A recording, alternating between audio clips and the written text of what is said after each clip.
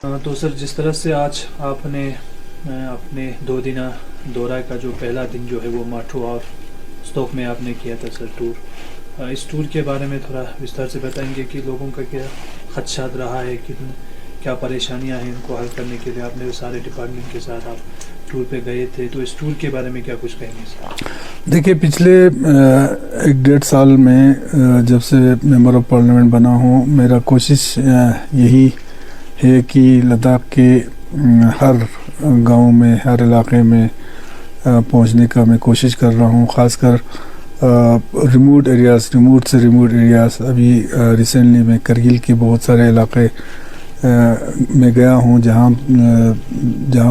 بہت کئی گاؤں، 1-2 گاؤں تو ایسے ہیں جہاں ابھی روڈ کنیکٹیوٹی بھی نہیں ہے. تو مقصد یہی ہے کہ ہر جگہ پہنچ کے ہمارے لوگوں کی جو ایشوز ہے، جو پریشانیاں ہیں، جو ان کے مطالبات ہیں، ان کو سمجھوں، ان کو دیکھوں، جانوں، ان کی زبانی میں نے سنوں، اور اس کے بعد جو ہے آنے والی جو میرا ٹینیور ہے اس میں جو کوشش یہی ہے کہ priority wise step by step ان کی جو پریشانیاں ہیں، ان کے جو ایشوز ہیں، ان کو ریزالو کریں. آج لے کے 2 گاؤں کا آج میرا دورہ تھا. چونکہ کرگل کا تقریباً میں نے ختم کیا ہے، لے کے ابھی کچھ علاقے ابھی بچے ہیں، تو میں کوشش کر رہا ہوں کہ جب بھی ٹائم ملے اس وقت میں ان گاؤں تک جاؤں. آج پورے ڈپارٹمنٹ کے ہیڈز کو لے کے میں ان گاؤں میں گئے ہیں. مقصد یہی تھا کہ جو آن اسپاٹ جو ان کے جو چھوٹے موٹے ایشوز جو ہوتے ہیں، ان کو جو ڈپارٹمنٹ اپنے لیول پہ کر سکتا ہے، اس کو وہیں پہ ان کا جو ایشوز ہے اس کو پورا کیا جائے. اس کے علاوہ جو بڑے ایشوز ہیں اس کو یوٹی لیول پہ ہو یا سینٹرل لیول پہ اگر کوئی پروجیکٹ وغیرہ کرنے کی ہو تو اس کو ٹور کے بعد انشاءاللہ اس سارے ایشوز کو دیکھ کے ہم پریورٹی وائز اس پہ ہم کام کریں گے انشاءاللہ. تو سر جس طرح سے اپیکس اور کے ڈی اے کی طرف سے جو ایک ایم ایچ اے کے دوارا جو ایم ایچ اے کو جو ایک ڈرافٹ پرپوزل دیا ہوا ہے 29 پیجز کا، تو اس پہ کیا کچھ کہیں گے سر؟ دیکھیے جیسے ہم سب کو معلوم ہے کہ پچھلے کئی سالوں سے ہمارے یہاں کے ڈی اے اور اپیکس کے بینر تلے احتجاج بھی ہوئی، ایم ایچ اے کے ساتھ ہمارے وقتاً فوقتاً بات چیت کا سلسلہ بھی چلا، لیکن بیچ میں کچھ کافی گیپ ہونے کی وجہ سے انفارچونیٹ ایک واقعہ ہمارے لیہ میں ہمارے گزری، جس میں ہمارے نوجوانوں کی جانیں چلی گئی.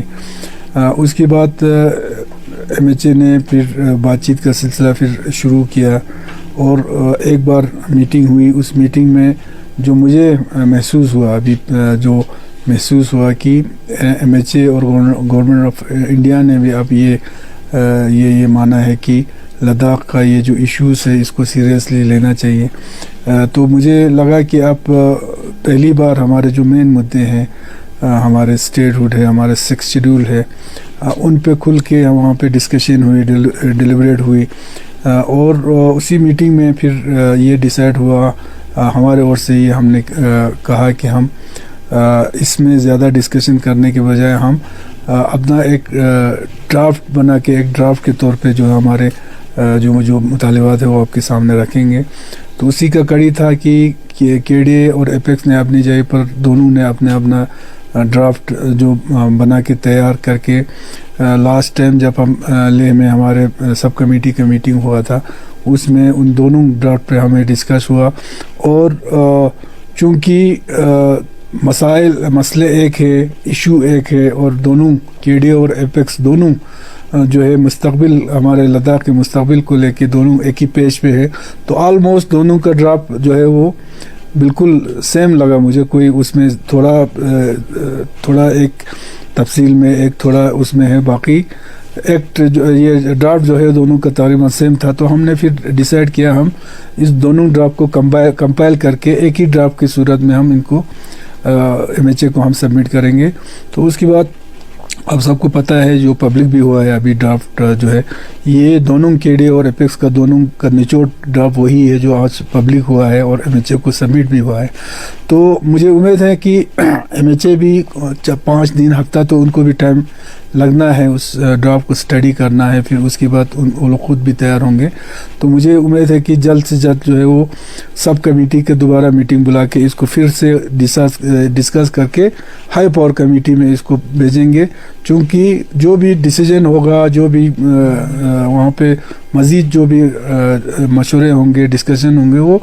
ہائی پاور کمیٹی میں ہوگا، جو کہ ایک آنریبل یونین منسٹر صاحب کے چیئرمین میں ہوتا ہے. تو اصلی ڈیسیجن وغیرہ وہ سب یہ ہائی پاور کمیٹی میں ہوگا. تو انشاءاللہ مجھے یہی امید ہے کہ جلد سے جلد سب کمیٹی کے میٹنگ ہوں گے، اور